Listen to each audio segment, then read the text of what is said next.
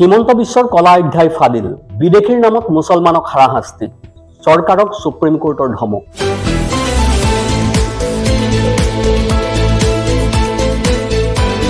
নমস্কাৰ, news on north ইষ্টৰ আজিৰ প্ৰতিবেদনলৈ আপোনাক স্বাগতম। আপুনি চাই আছে দেশৰ এটা অগ্ৰণী নিৰ্ভীক নিৰপেক্ষ আৰু বহুভাষিক channel news on north east.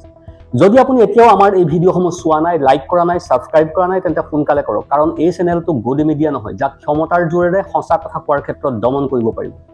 News on north ইষ্টৰ মাধ্যমেৰে আমি কেৱল বাতৰি সম্প্ৰচাৰ কৰাই নহয়, ইয়াৰ আঁৰৰ প্ৰকৃত সত্যও আপোনাৰ সন্মুখত তুলি ধৰিবলৈ চেষ্টা কৰোঁ, যিবিলাক বাতৰি গদি মিডিয়াই আপোনাৰ সন্মুখৰ পৰা সদায় লুকুৱাই থাকে।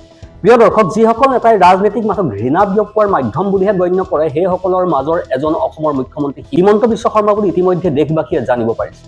আৰু বৰ্তমান অসমৰ মুখ্যমন্ত্ৰী হিমন্ত বিশ্ব শৰ্মাক উচ্চতম ন্যায়ালয়ে তীব্ৰ হুংকাৰ দিছে, কাৰণ তেওঁৰ চৰকাৰ বা সঁচাকৈয়ে ক'বলৈ গ'লে তেওঁ নিজেই মানৱীয়তাৰ সকলো সীমা অতিক্ৰম কৰি কিছুমান সাম্প্ৰদায়িক ঘৃণা বিয়পোৱা কামত জড়িত হৈ পৰিছে। এতিয়া এই বিষয়টো চাওক, উচ্চতম ন্যায়ালয়ে হিমন্ত বিশ্ব শৰ্মাক ইমানেই তীব্ৰ হুংকাৰ দিছে যে তেওঁ চৰকাৰৰ মুখ্য সচিব অৰ্থাৎ এক প্ৰকাৰে চৰকাৰৰ সৰ্বোচ্চ পদবীৰ বিষয়াজনক উচ্চতম ন্যায়ালয়ত হাজিৰ হৈ ব্যাখ্যা আগবঢ়াবলৈ নিৰ্দেশ দিছে। গতিকে প্ৰিয় দৰ্শক, সমগ্ৰ বিষয়টোনো কি? হিমন্ত বিশ্ব শৰ্মা আৰু তেওঁৰ চৰকাৰ এতিয়া কেনেকৈ তেওঁলোকৰ কুকৰ্মৰ বাবে আবদ্ধ হৈ পৰিছে, এই ভিডিঅ'টোত আপোনাক সকলো কথা জনাম। প্ৰিয় দৰ্শক, অসমৰ মুখ্যমন্ত্ৰী হিমন্ত বিশ্ব শৰ্মা এসময়ত এজন যুৱ কংগ্ৰেছৰ নেতা আছিল আৰু তেতিয়া তেওঁ প্ৰধানমন্ত্ৰী নৰেন্দ্ৰ মোদীক কটু সমালোচনা কৰিছিল। আপুনি জানি আচৰিত হ'ব যে এই নেতাজনেই তেতিয়া ধৰ্ম নিৰপেক্ষতাৰ কথা কৈছিল। এটা সময় আছিল যেতিয়া তেওঁ এইবোৰ কৰিছিল, কিন্তু তাৰ পাছত তেওঁৰ নাম কেলেংকাৰীত সাঙুৰ খাই পৰিল আৰু তাৰ ফলত ইডিত গোচৰ পঞ্জীয়ন হ'ল। সেইটো হোৱাৰ লগে লগে তেওঁৰ ওপৰত গ্ৰেপ্তাৰৰ ভাবুকি আহিল। কেৱল সেয়াই নহয়, তেওঁৰ পত্নীৰ নামো এই কেলেংকাৰীত জড়িত হৈ পৰিল আৰু বৰ্তমানো তদন্ত চলি আছে। তেতিয়া তেওঁ ভাবিলে যথেষ্ট হ'ল, মোৰ বগা কুৰ্তা সকলো কেলেংকাৰীৰ ফলত ইমানেই কলা হৈ গৈছে যে গতিকে বিজেপিৰ ৱাশ্বিং মেচিনত ধুবই লাগিব। আৰু তাৰ পাছত কাহিনীটো আপোনালোক সকলোৱে জানেই। ইয়াৰ পাছত তেওঁ বিজেপিত যোগদান কৰে। বিজেপিত যোগদান কৰাৰ পাছৰ পৰা তেওঁ অহৰহ প্ৰমাণ কৰিবলৈ চেষ্টা কৰি আহিছে যে দেশত তেওঁতকৈ বেছি মুছলমানক ঘৃণা কৰা ব্যক্তি আৰু কোনো নাই, তেওঁতকৈ ঘৃণনীয় বক্তব্য দিয়া আৰু কোনো নেতা নাই। এই সকলোবোৰ শ্ৰেণীৰ ভিতৰত হিমন্ত বিশ্ব শৰ্মাক কোনেও পৰাস্ত কৰিব নোৱাৰে আৰু তেওঁ ইয়াক প্ৰমাণ কৰিবলৈ অক্লান্তভাৱে কাম কৰি আছে। প্ৰিয় দৰ্শক, আপোনাৰ হয়তো মনত আছে যে যেতিয়া CAA NRC বিষয়টো আহিছিল, তেতিয়া সংবাদ মাধ্যমত আটাইতকৈ ভয়ংকৰ দৃশ্য প্ৰকাশ হৈছিল। হাজাৰ হাজাৰ লোকক ডিটেনশ্যন চেণ্টাৰত ৰখা হৈছিল, হাজাৰ হাজাৰ লোকক বিতাড়নৰ ভাবুকি দিয়া হৈছিল আৰু হাজাৰ হাজাৰ লোকৰ নাগৰিকত্ব কাঢ়ি লোৱা হৈছিল। গতিকে প্ৰিয় দৰ্শক, এই সকলোবোৰ বিষয় সন্দৰ্ভত এটা গোচৰ উচ্চতম ন্যায়ালয়ত ৰুজু কৰা হৈছিল। মানুহক আটক কৰি ৰখা হৈছিল, বিদেশী বুলি লেবেল লগোৱা হৈছিল আৰু তেওঁলোকক বিতাড়িত কৰাৰ সকলো ব্যৱস্থা কৰা হৈছিল। স্পষ্টভাৱে সেইসকল লোকে নিজৰ শেষ আশাৰে উচ্চতম ন্যায়ালয়ৰ দ্বাৰস্থ হ'ল। এই ডিটেনশ্যন গোচৰটো চম্ভালি থকা উচ্চতম ন্যায়ালয়ৰ বিচাৰপীঠত আছিল ন্যায়াধীশ অভয় ওকা আৰু ন্যায়াধীশ NK সিং। তেওঁলোকৰ আগত শুনানি চলি আছিল, এফালে বন্দী হৈ থকা আৰু বিতাড়নৰ কথা কোৱাসকলৰ অধিবক্তা আৰু আনফালে অসম চৰকাৰৰ অধিবক্তা। উচ্চতম ন্যায়ালয়ে অসম চৰকাৰক তীব্ৰ ধমক দিলে। আৰু কিয় উচ্চতম ন্যায়ালয়ে অসম চৰকাৰক তীব্ৰ ধমক দিলে? কাৰণ অসম চৰকাৰে এনে এটা ডাঙৰ গোচৰত কেৱল শপতনামাহে দাখিল কৰিছিল, যাৰ ভিত্তিত মানুহক আটক কৰি ৰাখিছিল আৰু সেই শপতনামাখনো ত্ৰুটিপূৰ্ণ আছিল, ডিফেক্টিভ আছিল। উচ্চতম ন্যায়ালয়ে কৈছে আপুনি দাখিল কৰা শপতনামাত ত্ৰুটি আছে। প্ৰিয় দৰ্শক, চাওক, এই বিষয়ে আৰু বহু খবৰ আছে। ত্ৰুটিপূৰ্ণ শপতনামাৰ বাবে অসম চৰকাৰক ধমক দি উচ্চতম ন্যায়ালয়ে অসম চৰকাৰৰ মুখ্য সচিবলৈ সমন জাৰি কৰিছে। বাতৰিটোত আৰু কোৱা হৈছে যে বুধবাৰে উচ্চতম ন্যায়ালয়ে মাটিয়া ট্ৰেনজিট কেম্পত 270 জন বিদেশীক আটক কৰি ৰখাৰ কাৰণ ব্যাখ্যা নকৰা ত্ৰুটিপূৰ্ণ শপতনামা দাখিল কৰাৰ বাবে অসম চৰকাৰক ধমক দিয়ে।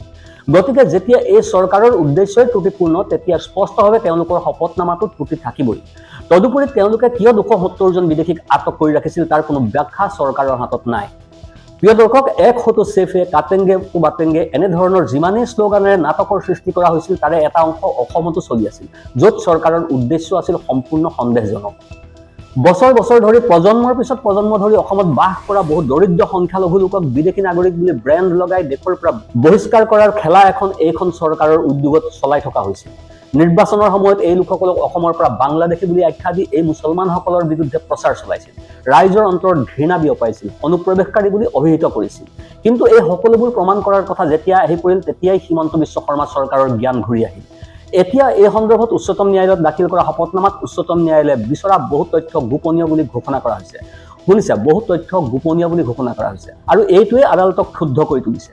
আচলতে 9 ডিচেম্বৰত উচ্চতম ন্যায়ালয়ে অসম চৰকাৰক 6 সপ্তাহৰ সময় দিছিল যে চৰকাৰে বিদেশী নাগৰিক বুলি কোৱা 270 জন লোক কিয় ভাৰতীয় নহয়, তেওঁলোক কেনেকৈ বিদেশী আৰু তেওঁলোকক কিয় আটক কৰি ৰখা হৈছে আৰু বিতাড়নৰ বাবে কি প্ৰক্ৰিয়া অনুসৰণ কৰা হৈছে, ইয়াৰ আঁৰৰ কি যুক্তি আছে, এই বিষয়ে উচ্চতম ন্যায়ালয়ে তথ্যসহ প্ৰমাণ দাখিল কৰিব লাগিব। এতিয়া যেতিয়া অসম চৰকাৰে শপতনামা দাখিল কৰিলে তেতিয়া উচ্চতম ন্যায়ালয়ে কৈছে যে এই শপতনামাত তেওঁলোকক আটক কৰাৰ অৰ্থাৎ তেওঁলোকক গ্ৰেপ্তাৰ কৰাৰ কোনো ন্যায্যতা প্ৰদান কৰা হোৱা নাই। এই শপতনামাত এই লোকসকলক কিয় গ্ৰেপ্তাৰ কৰা হৈছে বা তেওঁলোকৰ বিৰুদ্ধে উত্থাপিত অভিযোগৰ বিষয়ে ব্যাখ্যা কৰা হোৱা নাই। তদুপৰি তথ্যসমূহ যি ধৰণে গোপনীয় কৰি ৰখা হৈছে সেইটোৱে এই কথা প্ৰমাণ নকৰে, নতুবা অসম চৰকাৰে দাখিল কৰা এফিডেভিটখনত আটক কৰাৰ কোনো যুক্তিও প্ৰদান কৰা নাই। উচ্চতম ন্যায়ালয়ে অসম চৰকাৰে যাৱতীয় আইনী নিৰ্দেশ পালন নকৰা বুলি উল্লেখ কৰিছে। সেয়ে উচ্চতম ন্যায়ালয়ে নিৰ্দেশ দিছে যে পৰৱৰ্তী সময়ত এই গোচৰৰ শুনানি হলে অসম চৰকাৰৰ মুখ্য সচিব ভিডিঅ' কনফাৰেন্সিঙৰ জৰিয়তে হলেও ভাৰ্চুৱেলি হলেও উচ্চতম ন্যায়ালয়ত হাজিৰ হ'ব লাগিব। গতিকে প্ৰিয় দৰ্শক, আপুনি বুজি পাইছে কি হৈছে। এই সকলোবোৰৰ একমাত্ৰ উদ্দেশ্য হৈছে মুছলমানৰ ভোট কৰ্তন কৰা, তেওঁলোকৰ যিমান পাৰি সম্পত্তি জব্দ কৰা। দীৰ্ঘদিন ধৰি মোদী চৰকাৰে এই খেলখন খেলি আহিছে। যেতিয়াই কোনো ডাঙৰ বিষয় এটা উত্থাপন হয় তেতিয়াই ইয়াত স্পষ্টকৈ লিখা থাকে যে ইয়াক গোপনীয় কৰি ৰখা হ'ব, চিল কৰা খামত ৰখা হ'ব আৰু ৰাজহুৱা কৰা নহ'ব। গতিকে প্ৰিয় দৰ্শক, এতিয়া এই বিষয়ত ইয়াৰ পাছত কি হ'ব সেয়া হ'ব লক্ষণীয়। এই সমগ্ৰ বিষয়টোৰ ওপৰত আপোনাৰ মতামত কি? অনুগ্ৰহ কৰি কমেণ্টত জনাব। ভিডিঅ'টো ভাল লাগিলে লাইক আৰু শ্বেয়াৰ কৰিব। আপোনাৰ বাবে এইটো 1 ছেকেণ্ডৰ কথা, কিন্তু আমাৰ বাবে ই আটাইতকৈ ডাঙৰ শক্তি আৰু উৎসাহ। আপোনাৰ সহযোগিতাই আমাক সত্য উদ্ঘাটনৰ ক্ষেত্ৰত বহু সাহস যোগায়। তলৰ কমেণ্ট ছেকশ্যনত আপোনাৰ মনৰ কথা শ্বেয়াৰ কৰিব, কাৰণ আপোনাৰ কণ্ঠই হৈছে আমাৰ মূল শক্তি। Bureau' report, news on north east.